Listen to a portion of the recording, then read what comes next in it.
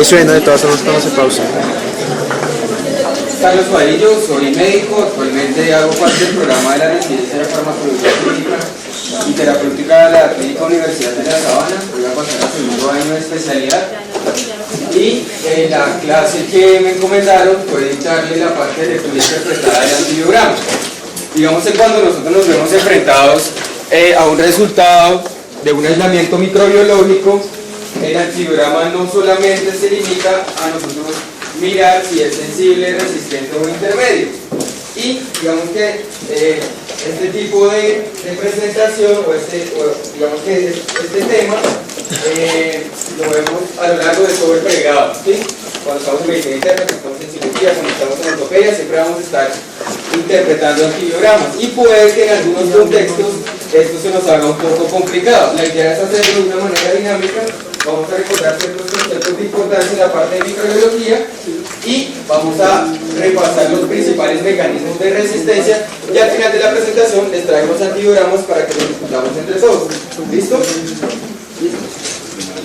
Pues, a manera introductoria, este personaje, conocido como Paracelso, en el siglo XVI, dijo esta frase: todo es veneno, nada es veneno, la diferencia la hace la dosis. ¿Por qué es importante eso? Porque nosotros siempre nos vemos enfrentados a estar formulando tratamiento adecuado para nuestros pacientes y es función de nosotros como médicos hacer un uso racional y adecuado de los medicamentos, sobre todo en la parte de pediatría.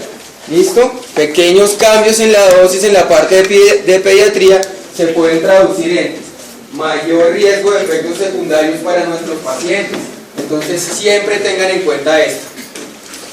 Entonces, a lo largo de la charla vamos a tratar ciertos puntos. El primero de ellos va a ser algunos conceptos microbiológicos de importancia. Luego vamos a hablar de la lectura interpretada del antibiograma en lo que son bacterias gram positivas, principalmente cocos gram positivos, específicamente Staphylococcus aureus, coagulasa negativo, enterococo y neumococo. Tercer punto, lectura interpretada del antibiograma en bacilos gram negativos, fermentadores y no fermentadores. Y finalmente pues vamos a hablar sobre unos ejercicios de interpretación y unas conclusiones. Entonces vamos a comenzar con lo que son los conceptos de importancia. Para uno poder hacer una lectura interpretada del antibiograma, lo que primero que tenemos que tener en cuenta es qué es un antibiograma o cómo se define un antibiograma, ¿cierto? En ese orden de ideas es una técnica, ¿cierto? In vitro, es muy importante porque nosotros a través del antibiograma extrapolamos los resultados de una técnica in vitro, pero ojo, el cuerpo humano se comporta de una manera muy distinta a las condiciones del laboratorio. Entonces tengan en cuenta eso. En la cual, bajo determinadas condiciones, ¿cierto? Un microorganismo es expuesto a un antibiótico X y se anota el efecto observado tras un periodo de incubación. ¿Listo? En otras palabras, es una herramienta para nosotros como clínicos que nos permite orientar la terapéutica. El otro concepto es el concepto de concentración inhibitoria mínima. ¿Recuerdan eso? Eso de MIC o SIM, que por allá uno ve en medicina interna, en microbiología. Entonces, ¿por qué es importante eso? Porque si nosotros recordamos, siempre que nos dan un antibiograma, al ladito nos colocan algo que dice MIC, ¿cierto? O SIM. Pero realmente, ¿qué hace referencia a ese concepto? Es una concentración, ¿cierto?, de un antimicrobiano a la cual se inhibe, distinto a la concentración bactericida mínima, se inhibe el crecimiento de una unidad formadora de colonias. Recordemos que una unidad formadora de colonias equivale a 1 por 10 a las 5 bacterias, ¿cierto?, de un microorganismo X. Y la MIC nos determina algo que se llama puntos de corte. ¿Alguien me podría explicar qué es eso de puntos de corte? ¿Recuerdan? ¿Puntos de corte? ¿No? Entonces, las categorías de tratamiento están basadas en puntos de corte, es decir, sensible, intermedio o resistente.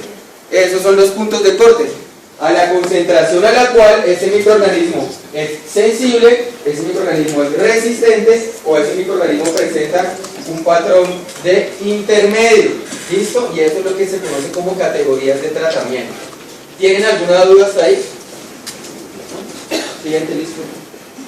Entonces, ¿cuáles son las categorías clínicas? Entonces, sensible o susceptible. lo que nos reportan como una S en el antibiograma. ¿Qué quiere decir ese concepto? Pues sencillo, el microorganismo es inhibido cuando se utilizan las concentraciones del antibiótico recomendado de acuerdo al sitio de infección. O sea, cuando yo doy una dosis estándar, 100 miligramos por kilogramo de peso, ¿cierto? Para una bacteria X con esa dosis estándar, si es sensible, ¿cierto? La podemos tratar sin ningún inconveniente y o ajuste de la dosis. Lo otro es lo que se conoce como intermedio, ¿cierto? ¿Qué es eso? La respuesta, ¿sí?, puede ser menos predecible que cuando nosotros estamos enfrentados a un aislamiento susceptible. ¿Qué quiere decir eso en otras palabras?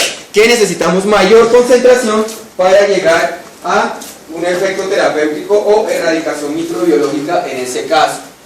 Podría ser eficaz en sitios donde se alcancen concentraciones altas del antibiótico.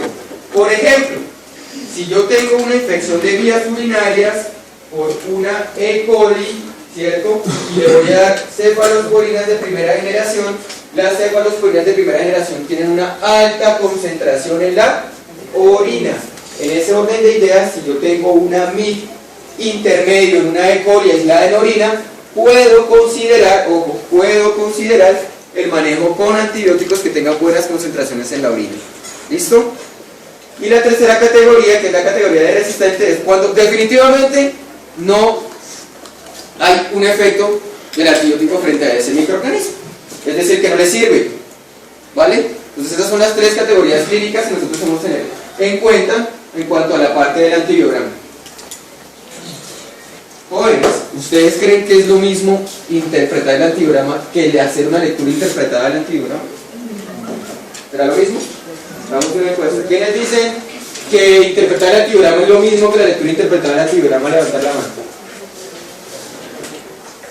¿Nadie? ¿Será que es distinto? Sí. ¿Por qué? ¿Quién dijo que era distinto? Bueno.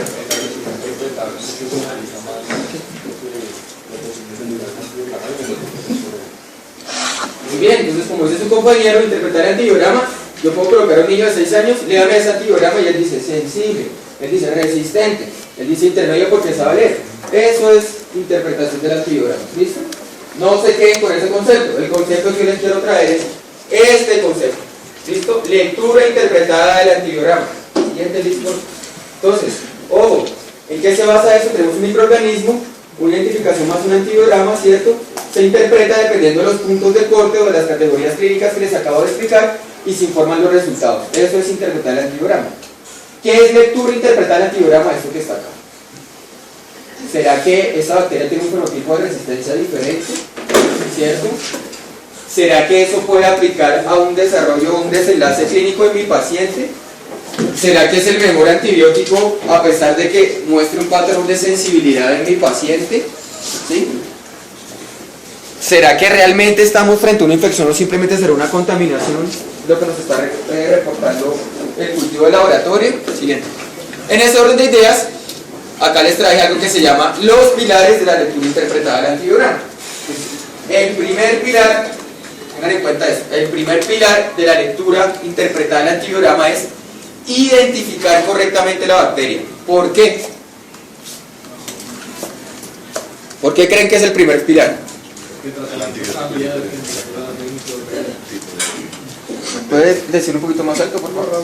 Que el tipo de bacteria, o sea, pues el antibiótico para cada tipo de bacteria es diferente. Muy bien, el antibiótico para cada tipo de bacteria es distinto. ¿Será que yo doy el mismo tratamiento para un bacilo gram negativo que para un coco gram positivo? Probablemente no, ¿cierto? ¿O será que realmente esa bacteria sí causa esa patología? ¿Sí? Es muy raro que, por ejemplo, nosotros tengamos un reporte de un puro cultivo con bacilos gram positivos. Eso sería muy raro, ¿cierto? Entonces, ojo, identificar correctamente la bacteria. 2. Conocer las resistencias naturales. ¿A qué hace referencia el concepto de resistencias naturales? Hay bacterias que por simplemente haber nacido enterococo o por haber nacido pseudomonas, ya le confiere resistencia a múltiples antibióticos. ¿Ustedes recuerdan algo que se llama los gérmenes atípicos en neumonía?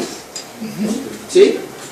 Clamidia, ¿cierto? Clamidia, neumonía, micoplasma, ¿cierto? Legionela. ¿La clamidófila tiene o no tiene pared? ¿Es un germen con o sin pared bacteriana? Sin pared bacteriana. En ese orden de ideas, los antibióticos que inhiben la pared, ¿les servirán? No, eso es una resistencia natural. ¿Listo? Eso es una resistencia natural. Identificación de las resistencias adquiridas. ¿Qué quiere decir eso? Estafilococo aureus meticilino resistente, BLES, AMC, penicilinasas, carbapenemasas, tercera KPC, etcétera, etcétera, etcétera. ¿Listo? Siguiente, listo. Obviamente la epidemiología local, si yo estoy rotando en el hospital de Santa Clara y sé que en el hospital de Santa Clara tengo una alta incidencia de BLES versus la Clínica Universidad de La Sabana, donde no tenemos casi incidencia de BLES, pues es conocimiento de la epidemiología local. Utilización de los antibióticos marcadores de resistencia. ¿Qué quiere decir eso? Que en un antibiograma hay ciertos antibióticos tips, que los vamos a ver a lo largo de la presentación, que me pueden a mí predecir cuál es el mecanismo de resistencia de esa bacteria. En otras palabras, el test de ser positivo para Staphylococcus aureus. ¿Listo? Utilización de técnicas confirmatorias y finalmente, esto nos conlleva un uso adecuado de los antibióticos. Entonces, la lectura interpretada del antibiograma se basa en estos 6 pilares. ¿Listo? Tener un antibiograma en la mano no es simplemente decir es sensible o resistente. ¿Sí? Entonces, como es sensible a la cipro, le voy a poner cipro. Como es sensible a la tetraciclina, le voy a poner tetraciclina. No. Es tener en cuenta todos estos pilares. Siguiente. ¿Dudas? ¿Una? ¿Todo claro? Entonces, ahí. Tenemos unos cocos transpositivos. Jóvenes, ¿cuál es la primera prueba que nosotros le hacemos? Listo. ¿Qué es la catalasa? ¿Es una enzima? Muy bien. ¿Cuál es la función de la catalasa? ¿Ustedes recuerdan cómo se hacía esa prueba en el laboratorio? ¿Cómo se hacía? Agua oxigenada, que es peróxido de hidrógeno, se colocaba una pequeña cantidad de la colonia y ¿qué botaba eso? Burbujas. Entonces la catalasa es una enzima que permite la descomposición del peróxido de hidrógeno, agua y oxígeno, ¿cierto? Por eso salían las burbujas. Cuando nosotros hacemos una prueba de catalasa, ¿cuánto se demorará? 30 segundos, 40 segundos máximo, ¿cierto? Tenemos dos opciones. La primera opción es que sea un catalasa positivo y la segunda opción es que sea un catalasa negativo. ¿Ustedes creen que eso puede impactar en el tratamiento? Hasta ahí. Obvio. ¿Por qué? Pues porque no es lo mismo tratar un estafilococo que tratar un estreptococo. Por lo general los estreptococos son sensibles a la penicilina. Los estafilococos por lo general ya no son sensibles a la penicilina. Entonces, con una prueba sencilla de 40 segundos de duración, uno podría orientar la terapéutica.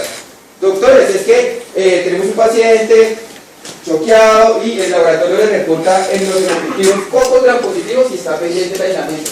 ¿Qué es lo primero que ustedes piden? Catalasa. Informa a la bacterióloga. Doctora, ¿cuál es la catalasa? No, doctor, es un catalasa negativo. Ah, bueno, estoy más tranquilo, porque puede ser un estreptococo. ¿Listo? Siguiente. Acá en los estafilococos hacemos una prueba de coagulasa.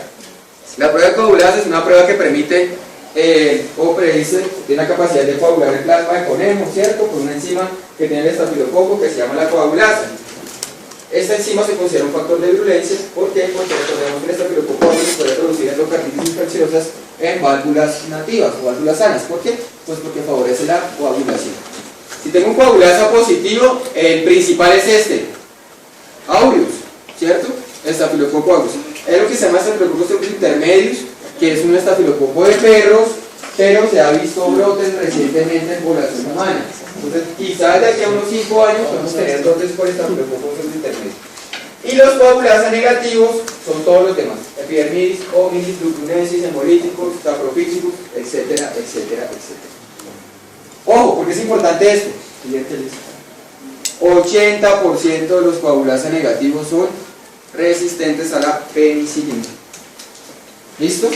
80% de los coagulasa negativos son resistentes a la penicilina. Siguiente. ¿Recuerdan esto? ¿Qué es esto?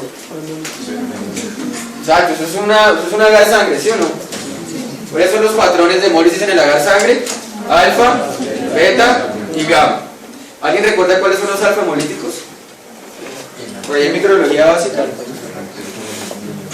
¿Cuáles son los cocos gram positivos alfa hemolíticos?